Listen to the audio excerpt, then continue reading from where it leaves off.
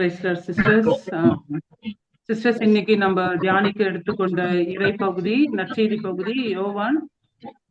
Sisters எல்லாரும் மியூட்ல போட்டுக்கிறீங்களா? ஒரு டிஸ்டர்பன்ஸா இருக்கு. ஓகே. தியானிக்க எடுத்துக்கொண்ட இறை செய்தி யோவான் 8ஆம் அதிகாரம், இறை வார்த்தைகள் 21 முதல் 30 முடிய. நான் ஃபாஸ்டா வாசிச்சிடுறேன் சிஸ்டர்ஸ், எல்லாம் கீனா கேட்டுக்குங்க. இயேசு மீண்டும் அவர்களிடம், நான் போன பின் நீங்கள் என்னை தேடுவீர்கள். நான் போகும் இடத்திற்கு உங்களால் வர இயலாது. நீங்கள் பாவிகளாகவே சாவீர்கள் என்றார். யூதர்கள், நான் போகும் இடத்திற்கு உங்களால் வர இயலாது என்று சொல்கிறாரே, ஒருவேளை தற்கொலை செய்து கொள்ளப் போகிறாரோ என்று பேசிக்கொண்டார்கள்.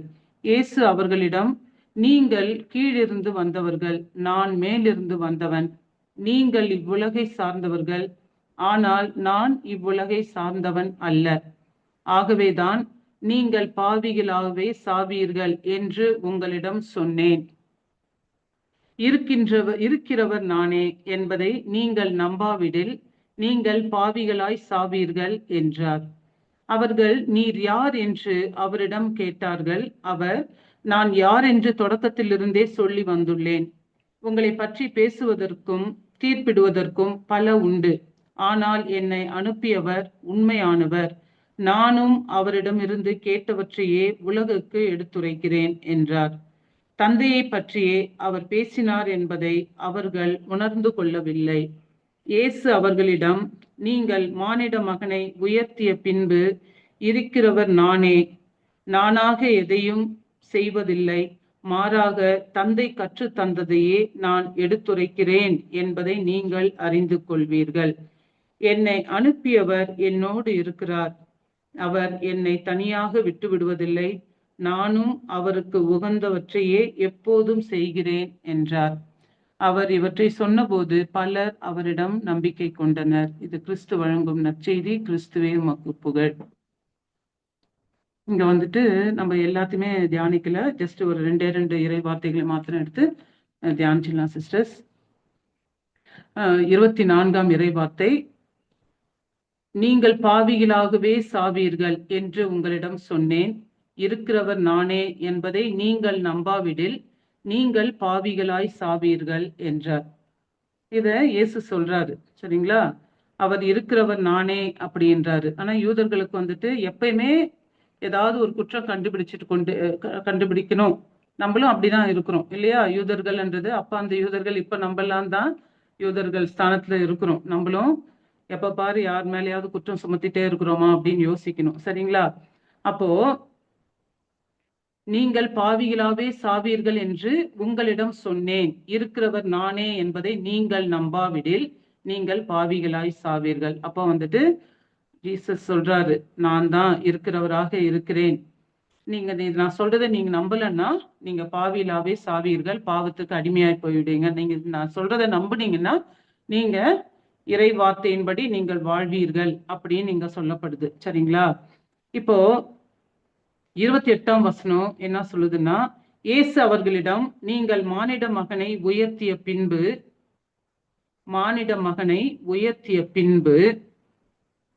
இருக்கிறவர் நானே. நானாக எதையும் செய்வதில்லை, மாறாக தந்தை கற்று தந்ததையே நான் எடுத்துரைக்கிறேன் என்பதை அறிந்து கொள்வீர்கள்.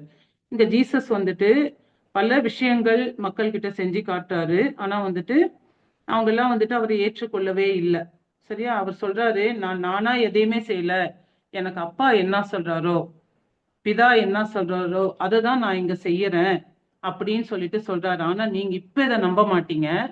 அப்போ நீங்க இங்க இன்டைரக்டா சொல்றாரு. என்ன சொல்றாருன்னா, மானிட மகனை உயர்த்திய பின்பு, எப்படி மோசே வெண்கல பாம்பை உயர்த்தினாரோ அந்த மாதிரி மானிட மகனும் இங்க உயர்த்தப்படணும்.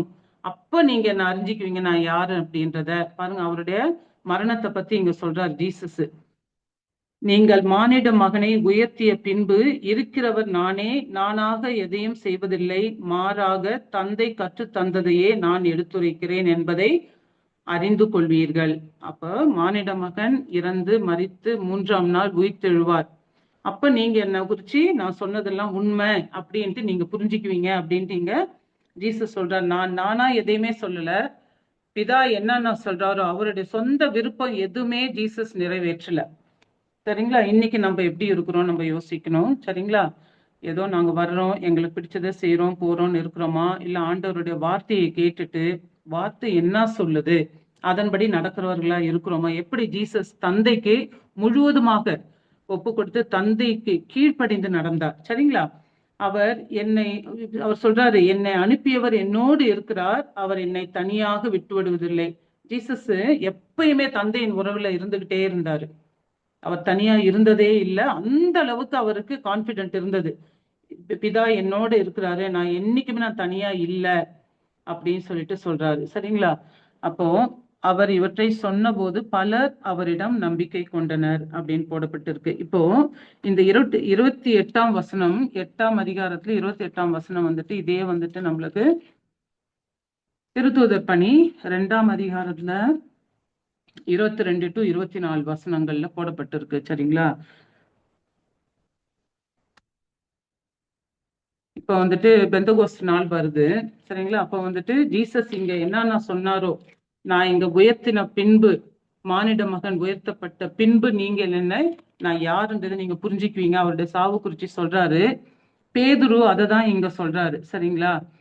என்ன சொல்றாரு? கடவுள் நாசரேத் இயேசுவின் வழியாக, அதாவது பெந்தகோஸ்து நாள் அன்னைக்கு, அதுக்கு முன்னாடி ஜீசஸ் வந்துட்டு 3ஆம் நாள் உயிர்த்தெழுந்து பரலோகத்துக்கு போயிட்டாரு. சரிங்களா? பேதுரு முற்றிலும் தூய ஆவியால் ஆட்கொள்ளப்பட்டு பெரும் கூச்சலிட்டு ஒரே சவுண்ட், எல்லாரும் அந்நிய பாஷையில துதிக்கிறாங்க, எல்லாம் ஒண்ணு சேர்றாங்க. அப்ப இங்க என்ன நடக்குது பாருங்க. பேதுரு வந்துட்டு அங்க ஜீசஸ் சொன்னதை இங்க பின்னாடி இங்க உரைக்கிறாரு. கடவுள் நாசரேத்து இயேசுவின் வழியாக உங்கள் நடுவில் வல்ல செயல்களையும் அருஞ்செயல்களையும் அடையாளங்களையும் செய்து, 3 விஷயம் சொல்றாரு.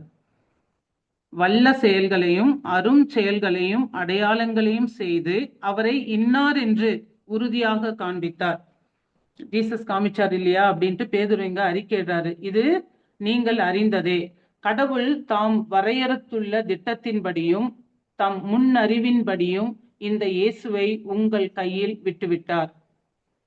பிதா வந்துட்டு இயேசுவை நம்ம கையில கொடுத்துட்டாரு. நம்ம தான் வந்துட்டு ஜீசஸ கொன்னுட்டோம். சரிங்களா? திருச்சட்டம் அறியாதோர் மூலம் அவரை சிலுவையில் அறைந்து கொன்றீர்கள். யாரோ கொன்னாங்கன்னு நம்ம இப்ப சொல்றோம். நம்மளும் அந்த இடத்துல இருந்திருந்தா நம்மளும் கொன்னு இருப்போம். இன்னும் டெய்லி ஜீசஸ சிலுவையில அரைஞ்சிட்டு தான் இருக்கிறோம். நம்ம செய்யக்கூடிய சிறிய சிறிய பாவங்கள், சிறிய சிறிய பாவங்கள்ல நல்லாவே செய்யறோம் பாவங்கள். கடவுளுக்கு பிடிக்காத எல்லா காரியங்களையும் சென்று அன்றாடம் அவரை சிலுவையில் அரைஞ்சிட்டு தான் இருக்கிறோம். ஆனால் இங்க என்ன சொல்லப்படுது? நீங்கள் திருச்சட்டம் அறியாதோர் மூலம் அவரை சிலுவையில் அறைந்து கொன்றீர்கள். ஆனால் கடவுள் அவரை மரண வேதனை நின்று விடுவித்து உயிர்த்தெழச் செய்தார். ஏனென்றால் மரணம் அவரை தன் பிடியில் வைத்திருக்க முடியவில்லை. பாருங்க, பிதாவும் ஜீசஸும் ஒன்னாதான் இருக்கிறாங்க. அவர் ஜீசஸ் பிதாவுடைய திட்டம், அவர் சிலுவையில் அரைஞ்சி மக்களுக்காக உயிரை கொடுக்கணும், இந்த மக்கள் குலத்தை மீட்கணும் அப்படின்னு சொல்லிட்டு வந்து பிதாவின் திட்டத்தை நிறைவேற்றாரு. ஆனா மரண வேதனை நின்று அவரை பிதாவானவர் உயிர்த்தெழச் செய்தார். ஏன்னா மரணம் வந்துட்டு அவரை தன் பிடியில் வைத்திருக்க முடியவில்லை அப்படின்னு சொல்லப்பட்டிருக்கு. சரிங்களா? ஜீசஸ் உயிர்த்தெழுந்துட்டார். இப்போ கடவுள் சொல்றாரு, என் வார்த்தையை கேட்டு நீங்க நம்பி நான் சொல்றபடி நடந்தீங்க அப்படின்னா, ஜீசஸ் அங்க என்ன சொன்னாரோ நீங்க இப்ப நம்ப மாட்டீங்க, நான் வந்துட்டு உயர்த்தப்பட்ட பின்பு நீங்க என்ன நம்புவீங்க, அப்ப தெரிஞ்சுக்குவீங்க நானும் பிதாவும் ஒன்றே அப்படின்றத. பேதுருவும் இங்க அதே தான் இங்க அறிக்கையிடுறாரு. சரிங்களா? அவர் உங்களுக்கு என்னென்ன காரியங்கள் செஞ்சாரோ அது வந்துட்டு தூய ஆவியால் முற்றிலும் ஆட்கொள்ளப்பட்டு இப்ப இங்க பேதுரு சொல்றாரு. சரிங்களா? இப்போ இங்க அதே 37ஆம் வசனம் திருத்தூதர் பணி 2:37 பாருங்க. பேதுரு சொன்னத மக்கள் கேட்டு அவங்க வந்துட்டு ரொம்ப பயந்துட்டாங்க. ஐயோ என்னடா அது, ஜீசஸ் சொன்னது அங்க சொல்லப்பட்டதை இங்க பேதுரு சொல்லி முற்றிலும் தூய ஆவியானவரால் ஆட்கொள்ளப்பட்டுதான் பேதுரு இங்க பேசுறாரு. சரிங்களா? அதை கேட்டு இங்க மக்கள் வந்துட்டு ரொம்ப பயந்துட்டாங்க. அவங்க உள்ளம் குத்தப்பட்டுருச்சு. ஐயோ என்னதான் நடக்க போதோ தெரியல, நம்ம இவ்வளவு பாவம் செஞ்சிட்டோமே, இதுக்கு எப்படி நம்ம பாவ பரிகாரம் தேடணும் அப்படின்னு சொல்லிட்டு அவர்கள் இதை கேட்டு உள்ளம் குத்தப்பட்டவர்களாய் பேதுருவையும் மற்ற திருத்தூதர்களையும் பார்த்து, சகோதரரே நாங்கள் என்ன செய்ய வேண்டும் என்று கேட்டார்கள். இப்ப மக்கள் கேட்கிறாங்க, இவ்வளவு செஞ்சாச்சு, இப்ப நாங்க என்ன பண்ணணும், நாங்க செஞ்சது தப்புன்னு தெரியுது. பாருங்க, அங்க உள்ளம் குத்தப்பட்டு. இப்ப நம்மளுக்கும் நிறைய டைம் நம்ம செய்யற தவறு, நம்மளுக்கு உள்ளம் குத்தப்படும் நம்ம செய்யறது தவறு அப்படின்னு சொல்லிட்டு. ஆனா நிறைய டைம் நம்ம வந்துட்டு தூய ஆவியானவருடைய குரலுக்கு செவி கொடுக்கறதே கிடையாது. நம்மளும் ஆவியானவர் நம்ம கிட்ட பேசின்னு தான் இருக்காரு. ஒரு தவறு செய்யறப்போ நிச்சயமா நான்லாம் ரொம்பவே ஃபீல் பண்ணியிருக்கேன். ஒரு தவறு அது செஞ்சுட்டு யாருக்காவது தெரிய வந்துச்சுன்னா நம்மளுக்கு எப்படி அந்த ஹார்ட் பீட்டு எவ்வளவு அதிகமாகும், எவ்வளவு டென்ஷன் ஆகும், எவ்வளவு பயப்படுவோம், எப்ப நம்ம மாட்டுவோமோ, எதுக்கு. அதுக்கப்புறம் இது இப்ப அந்த மாதிரி ஒரு உள்ளம் குத்தப்படுறப்போ ஆவியானவர் நம்ம கிட்ட பேசுறாரு, நீ செய்யறது தவறு, செய்யாத அப்படின்னு சொல்லிட்டு. அப்ப நம்ம இந்த மாதிரி உள்ளம் குத்தப்பட்டு நாங்க என்ன பண்ணணும் அப்படின்னு இவங்களும் இங்க கேக்குறாங்க. அப்ப பேதுரு அவங்க கிட்ட என்ன சொல்றாரு, நீங்கள் மனம் மாறுங்கள், உங்கள் பாவங்களிலிருந்து மன்னிப்பு பெறுவதற்காக ஒவ்வொருவரும் இயேசு கிறிஸ்துவின் பெயரால் திருமுழுக்கு பெறுங்கள். அப்ப திருமுழுக்கு பெறுறப்போ உங்களுக்கு தூய ஆவியை கொடையாக பெறுவீர்கள் அப்படின்னு சொல்றாரு. அப்போ தூய ஆவியானவர் வர்றப்பதான் நம்மளுக்கு எது நல்லது, எது கெட்டது, எது தவறு, எது இது செய்யலாம், அது செய்யக்கூடாது அப்படின்ட்டு நம்மளுக்கு எல்லாமே ஆவியானவர் கற்றுக் கொடுப்பார். அப்ப தூய ஆவியானவர் வந்துட்டா நம்ம வந்துட்டு ஒரு பரிசுத்தமான வாழ்வு வாழலாம். இல்ல நம்ம நம்பாம இருந்தோம்னா இப்படிதான் பாவத்துக்கு அடிமையாகி, சரியா, பாவத்திற்கு அடிமையாகி கடவுளின் பிள்ளைகள் என்ற உரிமையை நம்ம இழந்துடுவோம். சரிங்களா? அதனால இங்க இவர் என்ன சொல்றாரு, தூய ஆவியை கொடையாக பெறுவீர்கள் அப்படின்னு சொல்றாரு. சரிங்களா? இப்ப நம்ம எல்லாருமே தூய ஆவியை கொடையாக பெற்றிருக்கிறோம். சரியா? கடவுளுடைய பிள்ளைகள் என்ற உரிமையை நம்ம பெற்றிருக்கிறோம். அப்போ உள்ளம் குத்தப்பட்டவர்களாய் நம்ம மனம் மாறி, சரியா, நம்ம பாவங்களை அறிக்கைறப்போ அந்த பாவத்திலிருந்து நம்ம மன்னிப்பை பெற்று பரிசுத்த ஆவியானவர் நம்மளை புதிய படைப்பாக மாற்றி, இயேசு எப்படி தந்தையின் திருவுளத்தை நிறைவேற்றினாரோ முழுக்க முழுக்க முழுக்க, சரியா, அவருக்கு எது செஞ்சா பிடிக்கும், எது செஞ்சா பிடிக்காது அப்படின்னு சொல்லிட்டு தந்தையின் திருவுளத்தை முழுவதுமாக நிறைவேற்றினாரோ, நம்மளும் வந்துட்டு திருமுழுக்கு பெற்ற நாம், தூய ஆவியானவரின் வல்லமையை பெற்ற நாம் கிறிஸ்துவினுடைய சாட்சிகளாக வாழ, சரியா, இந்த உலகத்திற்கு உப்பாக ஒளியாக வாழ, எப்படி பிதாவனுடைய திட்டத்தை சித்தத்தை முழுவதுமாக அவர் நிறைவேற்றினார். சரிங்களா? நம்மளும் வந்துட்டு இப்படி கடவுள் எப்படி ஜீசஸ் வந்துட்டு தன்னுடைய அப்பாவுக்கு கீழ்ப்படிஞ்சிருந்தாரோ, நம்மளும் வந்துட்டு இயேசு அவர் இருந்த வரைக்கும் இந்த உலகத்திற்கு உப்பா ஒளியாக இருந்தார். அவர் போனதுக்கு அப்புறம் நம்ம தான் இந்த உலகத்திற்கு உப்பா ஒளியா இருக்கிறோம், தூய ஆவியை பெற்றிருக்கிற நாம். சரிங்களா? அப்ப பாவம் எதுன்ட்டு பாவத்திலிருந்து விடுதலை பெற்று உள்ளம் குத்தப்பட்டவர்களாய் மனம் மாறி, சரிங்களா, பாவ அறிக்கை செய்து பாவத்திலிருந்து விடுதலை பெற்று இயேசு கிறிஸ்துவுக்கு சாட்சி உள்ள பிள்ளைகளால் அவர் என்னென்ன செஞ்சாரோ இந்த உலகத்துல அதை செய்யறதுக்கான எல்லா வல்லமையும் ஆற்றலும் தூய ஆவியானவர் வழியாக நாம் பெற்றிருக்கிறோம். அது நம்ம செய்ய செய்ய செய்ய ஆவியானவர் நம்மளே அவர் ஒரு கருவியாக பயன்படுத்துவார். இயேசு இந்த உலகத்துல என்னென்ன செஞ்சாரோ அதை விட மேலான காரியங்கள் செய்வதற்கான எல்லா வல்லமையும் ஆற்றலும் தூய ஆவியானவர் வழியா நம்மளை கொடுத்து அவருக்கு சாட்சியாக இருக்கிறதுக்கு தான் நம்மளை அழைச்சிருக்கிறார். ஆனா நம்ம வந்துட்டு என்ன பண்றோம், கடவுளுடைய பிள்ளைங்களாக இருக்கிறோமா, அவருக்கு ஏற்றபடி வாழ்றோமா, எப்படி எல்லாரையும் அன்பு செய்து வாழ்றோமா, உள்ளம் குத்தப்படுதா, நம்ம ஒரு தவறு செய்ய வைப்போம், இல்ல இந்த ஜபத்துக்கு வர்றோம் எனக்கு விருப்பமானது செஞ்சுட்டு நம்ம போயிடுறோமா, இல்ல பிதாவின் திருவுளம் என்னன்னு தெரிஞ்சுக்கிறோமா, தூய ஆவியானவர் என்னைக்கு நம்ம கிட்ட வர்றாரோ அது நம்மளுக்கு அவர் அனைத்தையும் கற்றுக் கொடுக்கிறவர். தெரியாததை கேட்கிறப்போ அவர் பாதத்துல உட்கார்ந்து அமர்ந்து ஜெபிக்கிறப்போ நம்மளோட பேசுவார். இதுக்காக தான் நம்ம அழைச்சிருக்கேன், இந்தந்த காரியங்கள் செய்யணும் அப்படின்னு சொல்லிட்டு. நம்மளும் வந்துட்டு இயேசு எப்படி முழுக்க அப்பாவின் திருவுளத்தை நிறைவேற்றினாரோ நம்மளும் வந்துட்டு நம்மளுடைய திருவுளம் என்னதுன்னு கேட்டு தெரிஞ்சுக்கிட்டு அதை நிறைவேற்றதான் நம்மள கடவுள் இங்க அழைச்சிருக்கார். சிஸ்டர்ஸ், இதுதான் ஆண்டவர் இன்னைக்கு உங்களுக்கு சொல்ல சொன்ன செய்தி. இது உங்களுக்கு அப்படி நம்ம செய்யாம இருந்த நாட்களுக்காக இத்தனை நாள் நம்ம வந்துட்டு இந்த ஜபத்துக்கு வந்திருப்போம். ஆனா நம்ம எந்தெந்த விஷயத்துல தவறி இருக்கிறோம் அப்படின்ட்டு நம்ம மனசாட்சிக்கு தெரியும் இல்லையா? அப்ப நம்ம கடவுள்கிட்ட ஒப்பு கொடுப்போம். ஆண்டவரே, உங்களுடைய திருவுளம் எனக்கு என்னன்னு தெரியல அப்படின்னா, இதோ ஆண்டவரே தனி ஜபத்துல அவர்கிட்ட உட்கார்ந்து கேட்கிறப்போ, ஆண்டவரே நான் என்ன செய்யணும், எது செஞ்சா உமக்கு பிரியமா இருக்கும், நீங்க எது விருப்பப்படுறீங்களோ அது நான் செய்யறேன், உமக்கு பிரியமில்லாத எந்த காரியமே நான் செய்யக்கூடாது, நான் செய்ய மாட்டேன் அப்படின்னு சொல்லிட்டு, சரிங்களா, ஒவ்வொரு நாளும் நம்ம வந்துட்டு என்னென்னமோ காரியங்கள் செய்ய சாதிக்க ஓடுறோம். ஒரு நாள் வந்துச்சுன்னா இப்ப பிரேயர் முடிச்சிட்ட பிறகு அதுக்கு அடுத்து நம்மளுக்கு நிறைய வேலைகள் வச்சிருப்போம். ஆனா ஒரு நாளாவது நம்ம இன்னைக்கு ஒரு நாள் நம்ம இன்னைக்கு எத்தனை பாவம் செஞ்சிருக்கோம், இனிமே நான் இந்த மாதிரி பாவம் செய்யக்கூடாது அப்படின்ட்டு என்னைக்காவது ஒரு நாளாவது நம்ம சோதிச்சு பார்த்திருக்கோமா? ஒரு நாளைக்கு நம்ம கோடிக்கணக்கான பாவங்கள் செய்யறோம், நினைவுகளால், சிந்தனைகளால், சொற்களால்.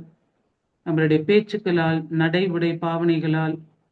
அப்போ இந்த பாவத்திலிருந்து எப்படி விடுதலை ஆகிறது? அப்ப அதுக்கு கடவுளுடைய கிரேஸ், ஆண்டவருடைய கிரேஸ் இருந்தாதான் நம்மளுக்கு வந்துட்டு அந்த பாவத்தை நம்ம விடுதலை பெற முடியும். அதுக்கு நம்மளுக்கு நம்பிக்கை வேணும். கடவுள் என் பாவத்தை எல்லாம் மன்னிச்சுட்டாரு, இனி நான் பாவி அல்ல அப்படின்னு சொல்லிட்டு அதை நம்ம நம்பி விசுவசித்து, சரியா, ஆண்டவர் நம்மளுக்காக சிலுவையில் பெற்றுக் கொடுத்த அந்த மீட்பை நம்மளதை ஆக்கிக்கிட்டு, ஏசப்பா எனக்கு பாவம் வேண்டாம், நீங்க தான் வேணும், சரிங்களா.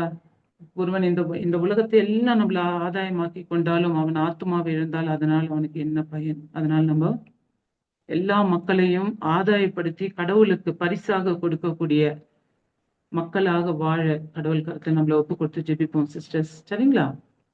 நம்ம ஒவ்வொருத்தரையும் ஒருவரை ஒருவர் அன்பு செய்து மன்னித்து வாழக்கூடிய அந்த மனநிலையை கடவுள் நம்மளுக்கு கொடுக்க வேண்டி நம்ம எல்லாரும் ஒப்பு கொடுப்போம். கண்களை மூடுவோம்.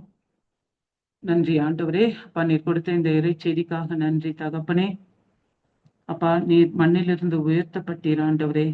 இதோ நாங்கள் செய்த பாவத்தின் நிமித்தம் ஆண்டவரே நாங்கள் உம்மை சிலுவையில் அறைந்தோம் ஆண்டவரே. இதோ அதற்கெல்லாம் ஆண்டவரே நீர் எங்களுக்கு பாவ மன்னிப்பை பெற்றுக் கொடுத்த ஆண்டவரே, தூய ஆவியானரின் வழியாக ஆண்டவரே உம்முடைய பிள்ளைகள் ஆக்கி கொண்டீரே, அதற்காய் நாங்கள் உமக்கு நன்றி.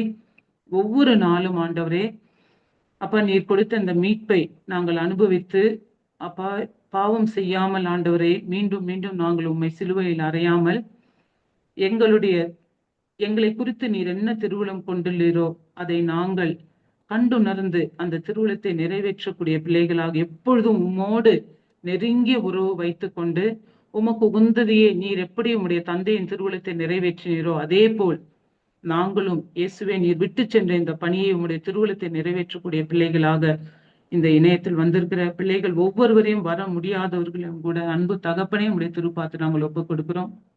தூய ஆவியானவர் தாமலே எங்களை ஒவ்வொருவரையும் ஆட்கொண்டு ஆசீர்வதித்து வழிநடத்தும்படியாக எங்களை தாழ்த்தி உடைய திருப்பாத்தில் ஒப்புக் கொடுக்கிறோம். இயேசு கிறிஸ்துவின் மூலம் செபிக்கிறோம் எங்கள் ஜெபம் கேளும் பிதாவே. ஆமென், ஆமென், ஆமென். Praise the Lord.